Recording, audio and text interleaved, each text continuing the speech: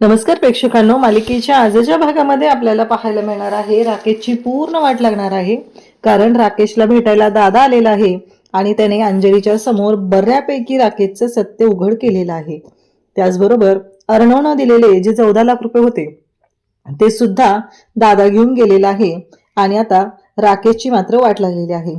आणि इकडे अर्णवने ईश्वरीची बाजू घेऊन वल्लरीची चांगलीच बोलती बंद केली आणि त्याहीपेक्षा मोठी गोष्ट घडणार आहे ती म्हणजे वल्लरीने ईश्वरीच्या चेहऱ्याला लावण्यासाठी जो रंग आणलेला असतो तो रंग तिच्याच तोंडाला फासला जातो आणि तिचीच वाट लागलेली आहे. हे सगळं कशा पद्धतीने होणार आहे ते आपण आपल्या आजच्या या व्हिडिओमध्ये पाहणार आहोत. त्यासाठी हा व्हिडिओ शेवटपर्यंत पहा. त्याचबरोबर चॅनलवरती नवीन असाल तर चॅनलला नक्की सबस्क्राईब करा. तर इकडे आपल्याला पाहायला मिळतं की आता राकेशने बरोबर तो गिफ्टचा बॉक्स उघडलेला असतो आणि तो जो रंग आहे तो सगळा त्याच्या तोंडाला लागलेला असतो. त्याचं तोंड काळं होतं. तेव्हा मात्र राकेश ओरडायला सुरुवात करतो, तुम्हाला जर मान ठेवायचा नव्हता तर तुम्ही ते केलं नसतं तरी चाललं असतं, पण असा अपमान तरी का केलात, असं म्हणत राकेशची वाट लागलेली असते. कारण राकेशचं तोंड काळं झालेलं असतं आणि त्याला माहीतच नाहीये की त्याचं तोंड काळं करणारी व्यक्ती अर्णव ईश्वरी नसून वल्लरी आहे. परंतु इकडे ह्या सर्व गोष्टी घडत असतात. अंजली म्हणत असते की अजिबात झालं, एवढं सगळं होऊनही माझ्या नवऱ्याने मला इथं आणलं तुमच्या सगळ्यांसाठी, आणि इथं आल्यावर जर त्याला अशा सगळ्या अपमानाला सामोरं जावं लागत असेल तर ही गोष्ट मी कधीच मान्य करू शकत नाही. मला हे अजिबात पटलेलं नाही असं इकडे सांगितलं जातं. आणि तेव्हा मात्र या सगळ्या गोष्टी एवढ्या भयानक पद्धतीनं झालेल्या असतात की ज्याचा विचारही कोणी करू शकत नाही. इकडे आजी त्याचबरोबर वल्लरी सगळेजण आहेत आणि वल्लरीला मात्र खूप हसू येत असतं. कारण लाडक्या जावयाची वाट लागलेली आहे आणि या सगळ्या गोष्टी घडत आहेत. त्याच वेळी अंजली मात्र चिडलेली असते आणि अंजली म्हणते की चला आत्ताच्या आत्ता चला, तुम्ही, मी सांगितलंय ना तुम्हाला, आपल्याला इथं अजिबात राहायचं नाही, आपण निघायचं आहे आणि आत्ताच्या आत्ता निघायचं आहे असं ती सांगू लागते. इकडे राकेश मात्र पाहत राहतो. त्याचं तोंड काळं झालेलं असतं. त्याला कळतच नाहीये की हे सगळं काय घडलंय, या सगळ्याचा अर्थ काय आहे, एवढाच विचार त्याच्या डोक्यात सुरू असतो.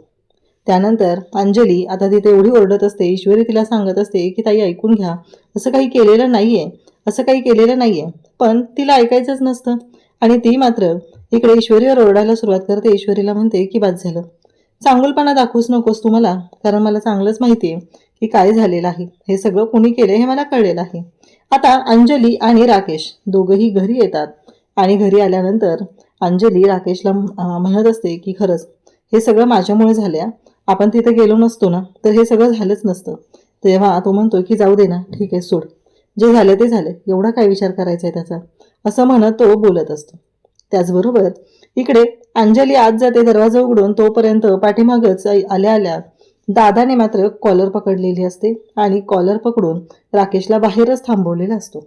आणि राकेशला म्हणत असतो की काय तुला काय वाटलं, आम्हाला कळणार नाही तुझं काय चाललंय ते, तू काय मजा मारतोय ते, एवढं लक्षात येणार नाहीये, असं म्हणत इकडे तो बोलायला सुरुवात करतो.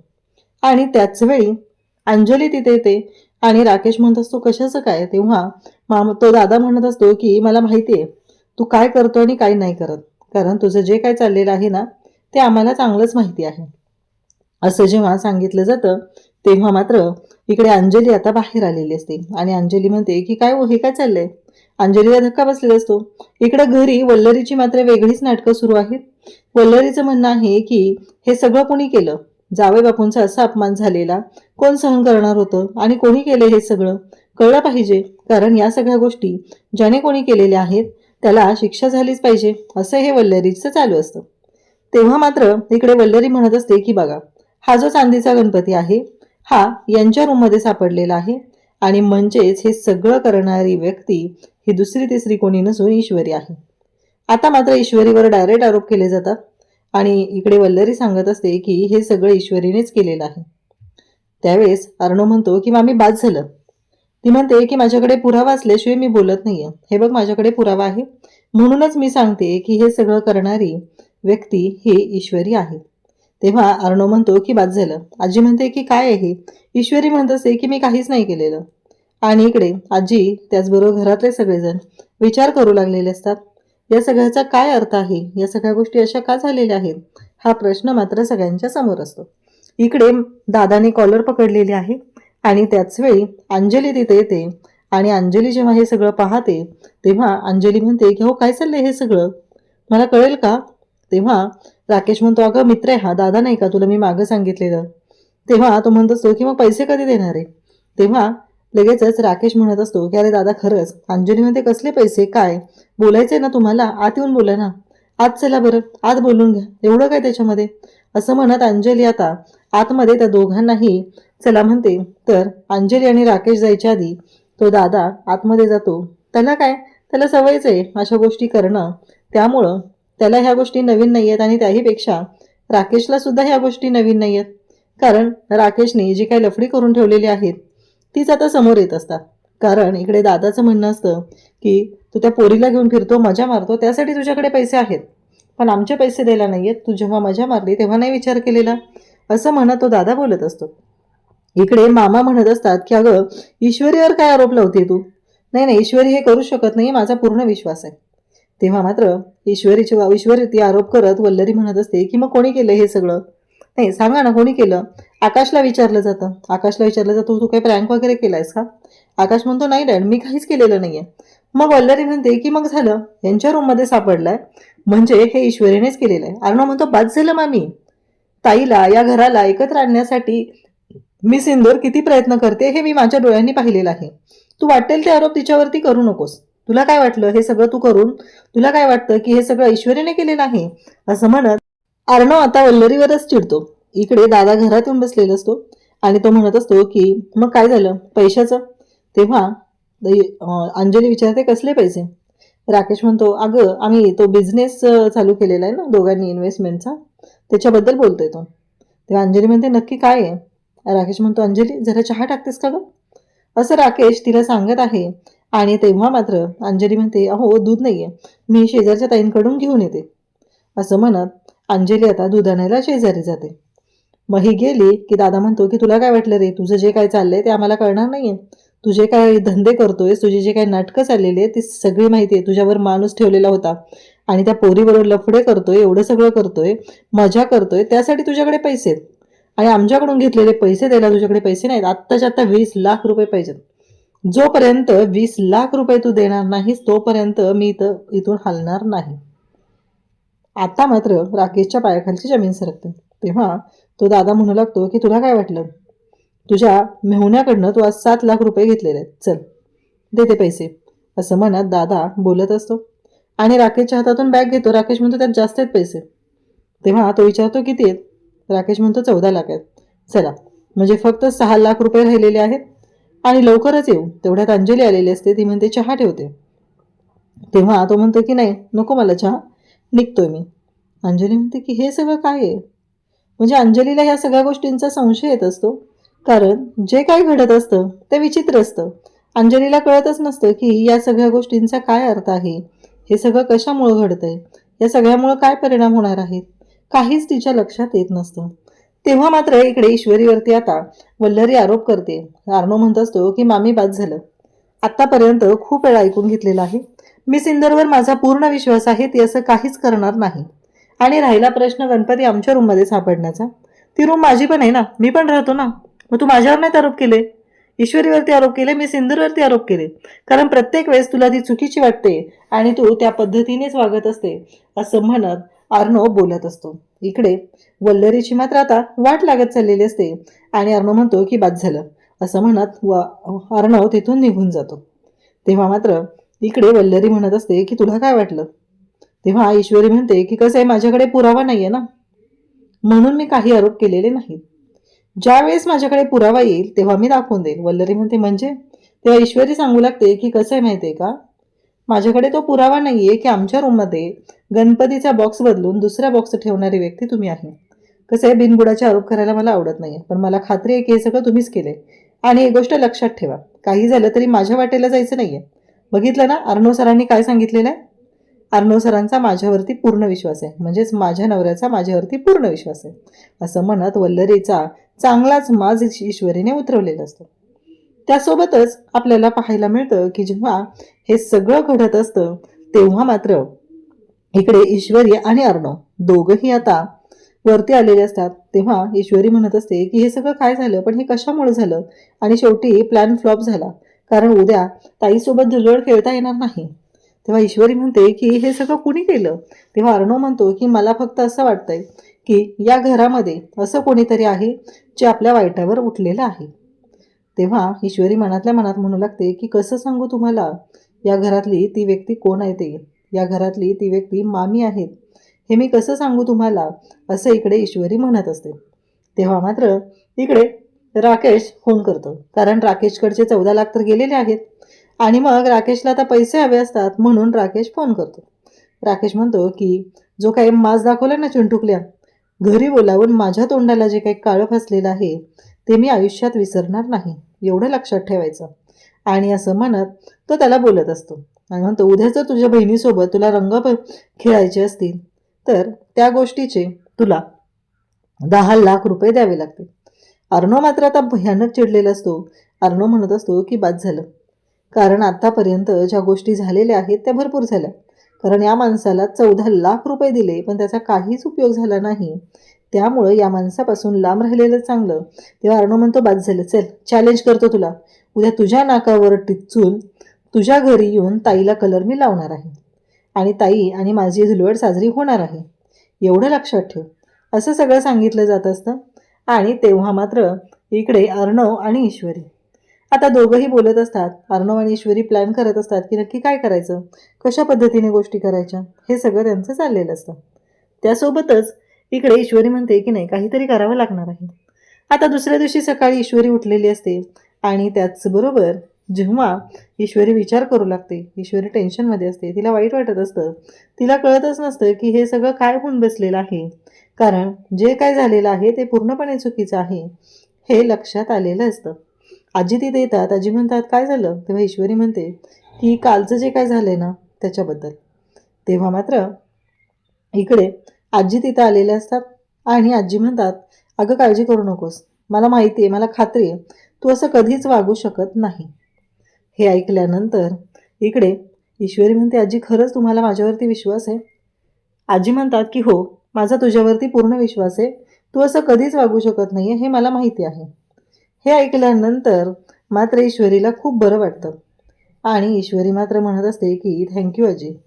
आजी म्हणतात की आज धुलवड आहे ना, तर रंग खेळायची काही तयारी. तेव्हा आकाश आणि ईश्वरी आता दोघं एकत्र आलेले आहेत आणि त्या दोघांनीही प्लॅनिंग केलेलं आहे. रंग घेतलेले आहेत, कारण बाहेर जी त्यांच्याकडे लॉनमध्ये होळी खेळली जायची ती काही खेळली जाणार नाही, अंजली नाही आहे, त्यामुळं घरातलं वातावरण थोडं शांत आहे. या दोघांनी 2 प्लेटमध्ये आता रंग घेतलेले असतात आणि दरवाजात येऊन थांबलेले असतात. अर्णव आला की त्याच्या अंगावरती रंग टाकायचा हे दोघांचं प्लॅनिंग ठरलेलं असतं. अर्णव फोनवरती बोलतो आणि तो बाहेर येत असतो. ऑलरेडी तो टेन्शनमध्ये असतो, त्याला कळत नाही आहे की काय करायचं. आणि या दोघांनी त्याच्या अंगावर रंग टाकलेला असतो आणि म्हणत असतात की बुरा न मानो होली है, बुरा न मानो होली है, असं म्हणत त्याच्या अंगावरती रंग टाकतात आणि मग मात्र गोष्टी वेगळ्या पद्धतीने घडू लागलेल्या असतात. तेव्हा मात्र इकडे अर्णव पाहत असतो आणि मग ईश्वरी आणि त्याचबरोबर इकडे आकाशच्या मागे धावू लागतो. सगळ्या घरभर तो धावत असतो आणि त्याला कळायचं बंद झालेलं असतं या सगळ्या गोष्टी काय झालेत हे मात्र त्याच्या लक्षात आलेलं नाही. आणि त्याचबरोबर इकडे आता ईश्वरी हसत असते. अर्णव आणि ईश्वरी दोघंही पाहत असतात. तेव्हा मात्र इकडे ह्या सगळ्या गोष्टी जेव्हा घडत आहेत नेमकं त्याच वेळेस इकडे अर्णव आणि मामी सगळेजण तिथं असतात आणि मामी म्हणत असते की आता बघ तुझं तोड दाखवण्याच्या लायकीचं तुला ठेवणार नाही आहे, ईश्वरी बघ तुझी काय हाल करते ते, हे रंग लावून. असा प्लॅन आता तिने केलेला आहे आणि त्या प्लॅननुसार सगळ्या गोष्टी सुरू झालेल्या असतात. आणि त्याचबरोबर हे सगळं जे काही घडत असतं तेव्हा मात्र ईश्वरी अर्णव आता सगळे घरातले खुश आहेत आणि त्या पद्धतीने सगळं प्लॅनिंग सुरू झालेलं असतं. त्याचबरोबर इकडे सुप्रिया आता यांच्या घरी आलेली आहे आणि अचानक आलेल्या सुप्रियाला पाहून खरं तर इकडे वल्लरीच्या पायाखालची जमीन सरकते. कारण वल्लरी पाहतच राहते, सुप्रिया आलेली असते आणि तिच्या हातामध्ये रंगाची वाटी असते. कारण तिला प्रश्नच पडलेला असतो की ईश्वरीला हा रंग लावायचा कसा, कारण हा रंग लावायचा आहे हे तर आपण ठरवलेलं होतं, पण रंग लावणार कसा हा प्रश्न तिच्या पुढे असतो. आणि तेवढ्यातच अर्णव त्याचबरोबर सगळेजण तिथे असतात. सगळेजण पाहतात सुप्रिया आलेली आहे आणि सुप्रियाशी बोलत असतात. आणि त्यासोबतच अर्णवसुद्धा बोलत असतो. ईश्वरी सुप्रियाला जाऊन मिठी मारते. आता मात्र वल्लरीला धक्का बसलेला असतो आणि वल्लरी पाहतच राहते. कारण वल्लरीला कळतच नाहीये तेवढ्यात मामाचा धक्का लागतो तिच्या हाताला आणि तिच्या हातामध्ये असलेला वाटीतला रंग सगळ्या तिच्या तोंडावरती सांडतो. ज्या पद्धतीने हे सगळं घडलेलं असतं ते पाहून मात्र इकडे सगळेजण हसू लागतात. आणि सुप्रिया सुद्धा म्हणत असते की विहीनबाई, झाली पण तुमची होळी खेळून. त्यानंतर सुप्रियाला ईश्वरी विचारते आई. तेव्हा सुप्रिया म्हणते की मी तुमच्या सगळ्यांसाठी ना पुरणपोळ्या करून आणलेल्या आहेत. तेव्हा ईश्वरी म्हणते अगं आई याची काय गरज होती, असं ईश्वरी सांगू लागते. तेव्हा मात्र ती म्हणते अगं असू दे, सण आहे ना म्हणून आणलेले आहेत, असं तिने आवर्जून सांगितलेलं असतं. मग इकडे आकाश म्हणतो की नम्रता नाही आलेली. तेव्हा मामा म्हणतात की काय हे रे, म्हणजे आम्ही सगळेजण आहोत त्याचं तुला काही नाही आहे आणि तुला नम्रताचं पडलेलं आहे असं तो बोलू लागतो. तेव्हा मात्र इकडे वल्लरीला आता आठवतं की तिने काय गोंधळ घातलेला आहे. वल्लरीने वाटीमध्ये रंग घेतलेला असतो आणि त्या रंगामध्ये एक पावडर मिक्स केलेली असते जी खाजखुजलीची पावडर असते. आणि ती खाजखुजलीची पावडर इकडे ईश्वरीच्या तोंडाला लावायचा प्लॅन या वल्लरीने केलेला असतो आणि म्हणालेली असते की ही खाजखुजलीची पावडर लावली की मग मात्र गोष्टी कशा होतील ते बघ, असं त्यांचं चाललेलं असतं. आणि खऱ्या अर्थाने आता वाट लागलेली असते ती म्हणजेच या वल्लरीची. इकडे राकेश झोपलेला असतो आणि अंजली त्याच्यासाठी रंग घेऊन येते आणि अंजली तो रंग राकेशला म्हणते की हॅपी होली म्हणत राकेशला रंग लावते आणि म्हणते की आपल्या बाळाकडून आणि हे सगळं आपल्या बाळाकडून आणि माझ्याकडून असं म्हणत तिने रंग लावलेला असतो. राकेशसुद्धा तिला म्हणतो की काल जे काय झालं ते सोडून एवढ्या लवकर तयारी दाखवलेली आहे ही गोष्ट त्यालाही पटलेली असते. आणि त्याचबरोबर इकडे अंजली येते आणि परत बोलू लागते की अहो तुमचा तो मित्र आहे ना दादा, त्याला जेवायला बोलवता काच. राकेशच्या तर पायाखालची जमीनच सरकते की ह्याला कशाला जेवायला बोलवायचं. तो म्हणतो की का काय झालं. तेव्हा अंजली म्हणते की कसं आहे माहिती आहे का की मला असं वाटत होतं की आपण त्याला जेवायला बोलवूया, जर आपला त्यांचा घरोबा वाढला पाहिजे म्हणजे तेवढंच आपल्या मदतीला होईल ना. तेव्हा तो म्हणतो की आज नको, जेवायला वगैरे काही गरज नाही आहे. अंजलीला परत प्रश्न पडतो की म्हणजे हा यांचा असला कसला मित्र आहे की जो यांना जेवायला बोलवलं तर चालत नाही आहे. म्हणून अंजली विचारच करत असते आणि त्यासोबतच अंजली म्हणत असते की नक्की काय आहे.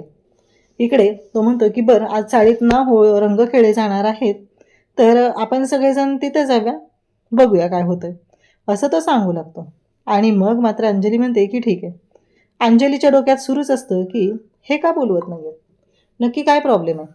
आणि हे जेव्हा बाहेर येतात तेव्हा अंजलीला मात्र आठवतं की मागच्या वेळची धुलवण अर्णवसोबत खेळलेलं रंग हे सगळं अंजलीला आठवत असतं. आणि तेव्हा मात्र अंजली म्हणत असते की ठीक आहे.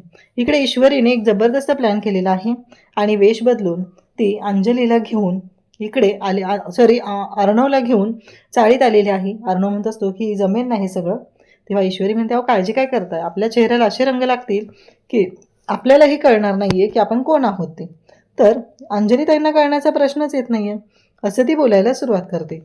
आणि त्याचबरोबर हे सगळं जेव्हा घडत असतं तेव्हा मात्र अर्णव आणि ईश्वरी आता चाळीत आलेले आहेत आणि दोघांचे चेहरे असे पूर्ण रंगाने माखलेले आहेत. इकडे तेवढ्यातच ईश्वरी म्हणते की ते बघा अंजली ताई. मग ईश्वरी दाखवते की अंजली तिथं रंग खेळते आणि मग अर्णव आणि ईश्वरी दोघंही आता अंजलीला रंग लावण्यासाठी जातात. पुढील भागामध्ये आपल्याला पाहायला मिळतं की बुरा न मानो होली हे म्हणत अर्णव आणि ईश्वरीने रंग लावलेले आहेत आणि अर्णवने तर इकडे तो ढोल गळ्यात घेतलेला आहे आणि तो ढोल वाजवत आहे. तेवढ्यात ईश्वरीने दुपट्टा स्वतःच्या चेहऱ्यावर न घेतलेला आहे आणि अंजलीच्या जवळ जाऊन तिला रंग लावत आहे. आणि त्याचबरोबर अर्णवसुद्धा रंग लावतो आणि त्याचवेळी तो हॅपी होली ताई असं म्हणतो. तेव्हा मात्र इकडे अंजली पाहतच राहते आणि म्हणते चिंटू. तिने बरोबर ओळखलेलं असतं तिच्या चिंटूला. आणि त्यावेळेस राकेश आणि अर्णव आता समोरासमोर आलेले आहेत. राकेश आणि अर्णव जेव्हा समोरासमोर येतात तेव्हा मात्र धक्का बसलेला असतो आणि राकेशने सुद्धा ओळखलेला आहे आणि अंजलीने सुद्धा ओळखलेला आहे. आता नक्की काय होणार, कशा पद्धतीने अंजली आणि त्याचबरोबर अर्णव यांच्यामध्ये बोलणं होईल हे आपण पुढे पाहणार आहोत. अशाच अपडेटसाठी चॅनलशी कनेक्ट राहा. थँक्यू.